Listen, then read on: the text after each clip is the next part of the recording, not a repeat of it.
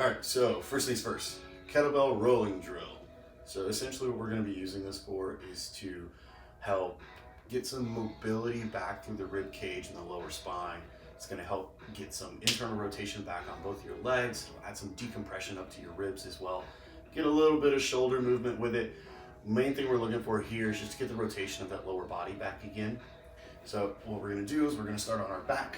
This kettlebell is about 30 pounds. I would start with something a little bit lighter, between 15 and 20, to get the movement down first. This is the lightest thing I have here. So we're going to lie down on our back. First thing, we're going to be rolling to our left. So right leg is coming up. Right hand has the kettlebell. We're going to reach up with the kettlebell. Bring that leg up into flexion. From here, we're going to exhale all of our air, let our ribs come down. Exhaling through the mouth until we feel the side abs come on.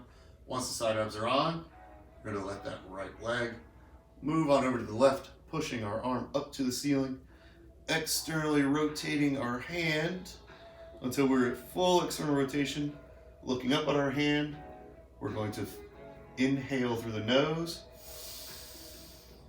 Feel the chest wall and your lower back expand. Hold the inhale. Exhale and return. We're going to repeat this for 3 to 5 reps. You should be feeling expansion when you breathe in that upper lat, posterior side of your ribs, in your lower back. Big cues here is when we're rotating. I'll turn so you can see my feet. When we're rotating over, we want to make sure that that bottom leg isn't coming up with us. We want to keep that leg down, get that internal rotation of this hip while this hip goes into internal rotation this way, really opening up the back side of our pelvis. If you have any questions, let me know.